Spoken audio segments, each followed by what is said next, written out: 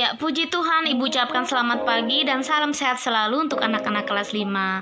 Ibu harap anak-anak tetap dalam perlindungan Tuhan dan selalu sehat ya. Ya, hari ini kita akan belajar tentang aku mengampuni orang yang bersalah kepadaku. Anak-anak bisa baca ayat firman Tuhannya di dalam kitab Matius 6 ayat 14. Mengampuni adalah tidak menyimpan kesalahan orang lain. Anak-anak tentu masih ingat ya, dalam pembelajaran agama kita juga sudah belajar tentang mengampuni. Seperti rasa marah kepada orang lain yang melakukan kesalahan. Jadi kalau kita sudah mengampuni, kita tidak akan mengingat-ingat lagi kesalahan teman kita seminggu lalu, sebulan lalu, setahun lalu, bahkan saat kita masih TK, kita masih ingat kesalahan teman itu, tandanya kita belum mengampuni ya. Marah, kecewa, sedih adalah hal yang wajar dan terjadi pada setiap orang. Tapi kita tidak boleh menyimpan amarah itu secara terus-menerus ya. Ingat firman Tuhan berkata, kita tidak boleh marah sampai matahari terbenam ya.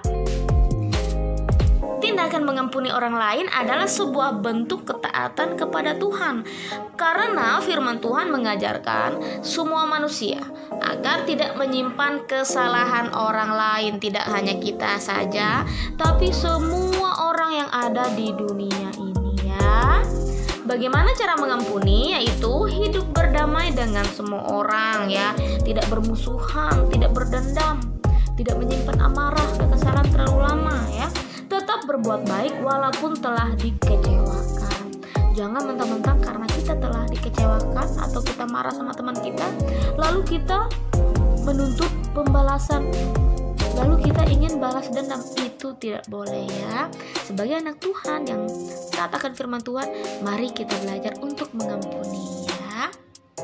Langkah-langkah mengampuni yaitu mengungkapkan perasaan secara benar, jujur dengan cara yang baik. Kalau kita tidak suka teman kita mengejek, kita sampaikan pendapat kita dengan baik. Jangan menggunakan emosi ya. Tetap memaafkan meskipun teman tidak meminta maaf terlebih dahulu. Nah, inilah ciri orang-orang yang taat akan firman Tuhan.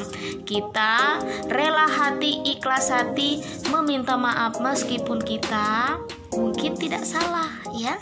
Meminta saran orang dewasa jika merasa kesulitan. Sepertinya kita sulit menghadapi teman kita ini yang selalu membuat kita kesal. Mintalah saran orang dewasa, contohnya mama di rumah, kakak, papa, atau guru sendiri. Boleh ya. Iya, ayat firman Tuhan kita berkata, firman Tuhan saja mengajarkan kita harus mengampuni sampai 70 kali 7 kali. Artinya tidak ada batasan dalam hal mengampuni. Dalam satu hari berapa kali orang berbuat salah kepada kita, sebanyak itulah kita terus mengampuni tanpa ada batasan. Ya, berdoalah dan minta pertolongan dari Tuhan sehingga kita dapat belajar melakukan firman Tuhan. Teruslah belajar menjadi lebih baik setiap harinya. Tidak ada pribadi yang sempurna ya. Ibu pun tidak sempurna, tapi ibu yakin dan percaya melalui pertolongan Tuhan Yesus kita dimampukan untuk